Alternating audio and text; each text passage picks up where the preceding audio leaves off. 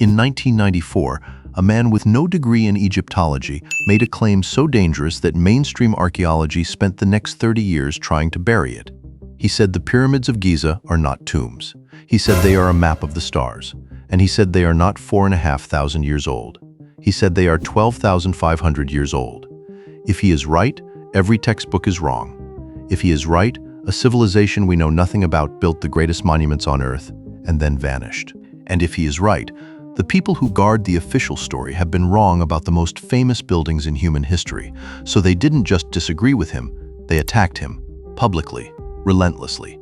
Astronomers, Egyptologists, statisticians, all lined up to tear one man's theory apart. Today, I'm going to show you exactly what this man found. I'm going to show you exactly why they tried to destroy it, and by the end, you will have to decide for yourself. Is it the discovery of the century, or the greatest coincidence ever dressed up as a mystery? This is the Orion correlation theory, and this is the war it started. Let me take you back to where it began, because the truth is stranger than the theory. It's 1983. A young Belgian surveyor named Robert Bauval is working in the Middle East. He's not a scientist, he's not a professor. He's an engineer who builds bridges for a living. And one night, far from the city lights, he looks up, and he sees Orion. Now, most people see Orion, and they see a hunter. 3 stars in a row. A belt, that's it. But Bauval saw something else. He saw that the belt is not perfect.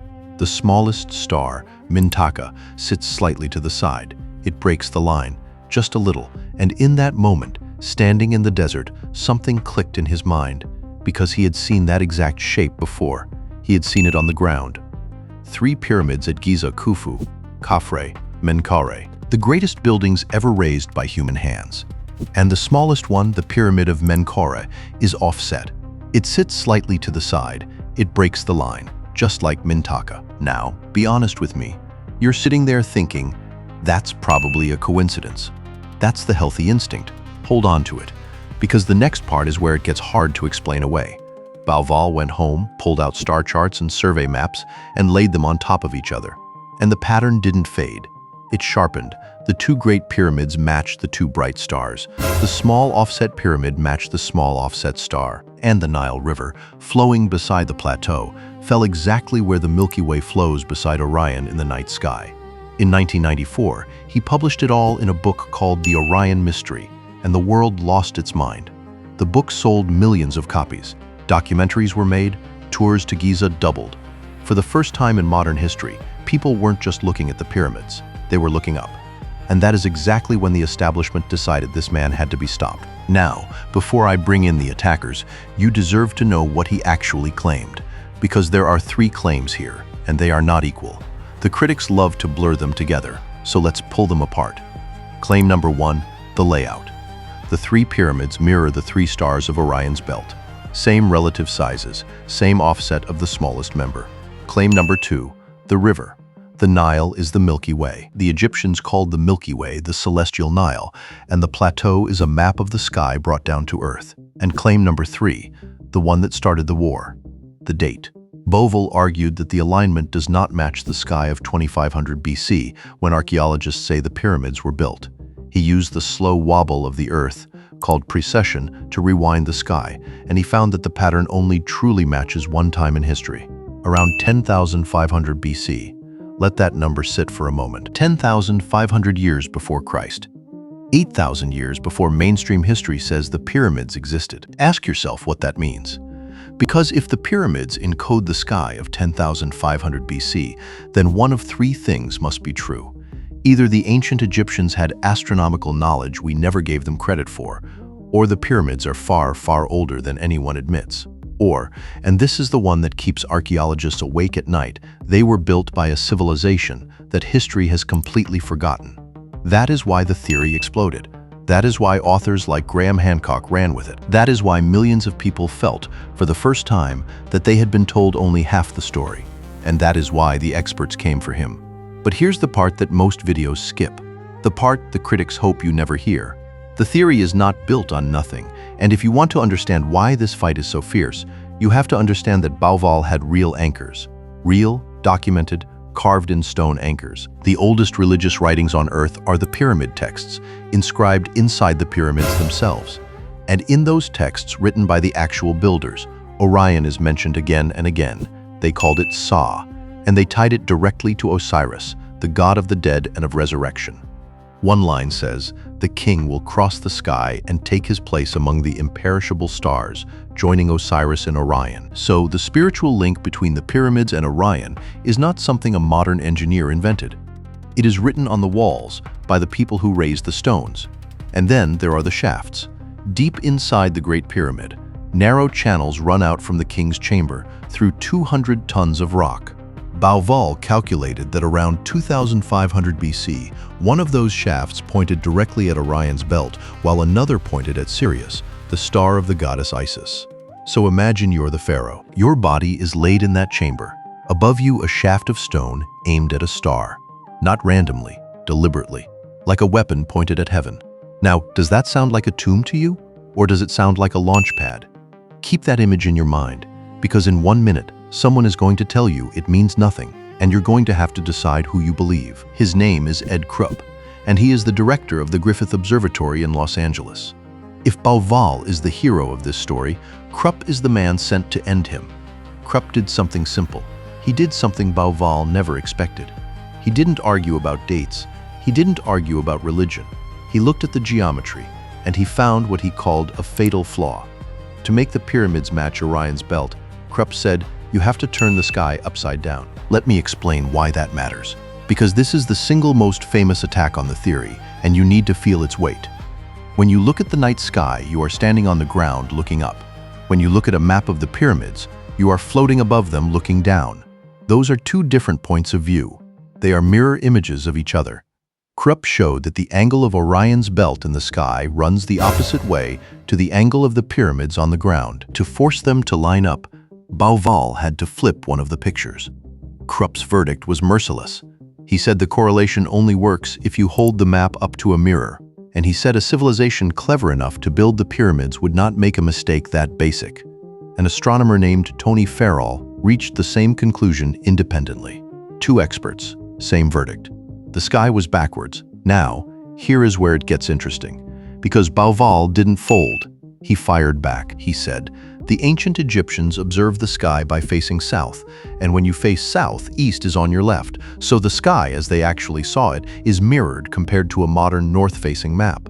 The flipped image," he said, "is exactly the image the builders saw. And suddenly, the fatal flaw isn't so fatal anymore. It's a debate, a genuine, unresolved debate. And that right there is why this theory refuses to die. But the astronomy is only the first battle. The second battle is the one that really hurts. And it's the one most supporters of the theory don't want to talk about. The problem of time. Mainstream archaeology does not date the pyramids to 10,500 BC. It dates them, with enormous confidence, to around 2,500 BC. And this is not a guess. This is not tradition. This is physical evidence, and it is overwhelming. At Giza, archaeologists have dug up the workers' villages, the bakeries that baked their bread, the cemeteries where they were buried, the tools, the ropes, the ramps. They have carbon dated the remains, and every single result points to the 3rd millennium BC. Not the 10th, not the 12th, the 3rd. And then in 2013, at the ancient port of Wadi al-Jarf, they found something that should end the debate forever: the oldest papyri ever discovered in Egypt. And among them, the diary of an inspector named Merer. Merer's logbook records in his own hand the transportation of limestone blocks to the Great Pyramid of Khufu. It is a shipping receipt for the pyramid, dated to the reign of Khufu himself. So let me ask you the question the archaeologists ask. If the pyramids were built in 10,500 BC, where are the builders? Where are their cities, their tools, their bones? Egypt in 10,500 BC was home to small bands of hunter-gatherers at the end of the last ice age. There is no evidence anywhere on Earth of a society at that time capable of cutting 2.5 million stone blocks and stacking them into a mountain. None. And that is why, when someone tells you the pyramids are 12,000 years old, the first thing an archaeologist says is, "Show me the civilization." And after 80 years of digging, nobody has been able to. But there's one more attack, and this one is quieter, but maybe the most honest of all, the accusation of cherry-picking. Here it is. Giza does not have 3 pyramids. It has more. There are the small Queen's pyramids beside each of the great ones. And across Egypt, at Abu Rawash, at Abu Sir, at Saqqara, at Dashur, there are dozens of other pyramids. If the builders were really drawing a map of the sky, why do only 3 pyramids fit the pattern? What happened to the rest of the stars? Statisticians ran the numbers. They asked a brutal question. If you scatter a handful of triangles across a desert, how likely is it that some arrangement of them will resemble some pattern of stars?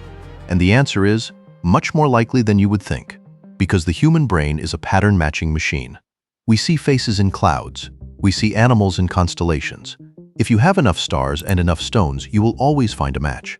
There's a name for this. It's called the Texas sharpshooter. You shoot at the wall of a barn, and then you walk up and draw a target around the bullet holes, and then you tell everyone you're a great marksman. Critics also point out that the sizes don't match. The brightness of the stars and the volume of the pyramids don't line up in any consistent way. And the air shafts, the ones Bauval pointed to, like a smoking gun, other astronomers say they point at different stars or at nothing precise at all. So the skeptics reach their verdict. The Orion correlation is not a discovery. It is a coincidence wearing a costume. Now here is the part of the video almost nobody makes, because if I stopped here, you would think the theory is dead, but it isn't. And this is where the truth actually lives. In the middle, because almost every serious Egyptologist accepts something remarkable. They accept that the ancient Egyptians linked Orion to Osiris. They accept that the pyramids had a stellar religious purpose. The pyramid texts prove it. That part is not controversial. That part is settled. The only question is this: did the builders deliberately copy the exact positions of the stars, like a blueprint? Or did they simply honor Orion in a symbolic, spiritual way? The first answer gives you a precision map. The second gives you a sacred gesture.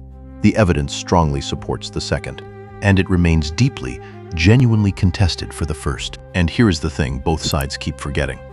Even if the layout is not a perfect star map, the fact that humans 5,000 years ago aimed their greatest monuments at a constellation of the dead is, all by itself, staggering. You don't need a hidden code to find wonder here. The wonder is that a species of mortal, frightened, short-lived creatures looked up at the night sky and decided they wanted to live there. That is real. Nobody is disputing that. So now it's your turn. And I mean that, because you've heard the whole case. The pattern, the anchor in the ancient texts, the shafts aimed at stars, the explosive date, and you've heard the 3 attacks, the upside-down sky, the missing civilization, the cherry-picking. So what should you believe? If you believe the pyramids are a literal engineered map of Orion's belt, built in 10,500 BC by a forgotten civilization, you are believing something the physical evidence does not support. The workers' villages, the diary of Merer, the carbon dates, they all point to one time and only one time.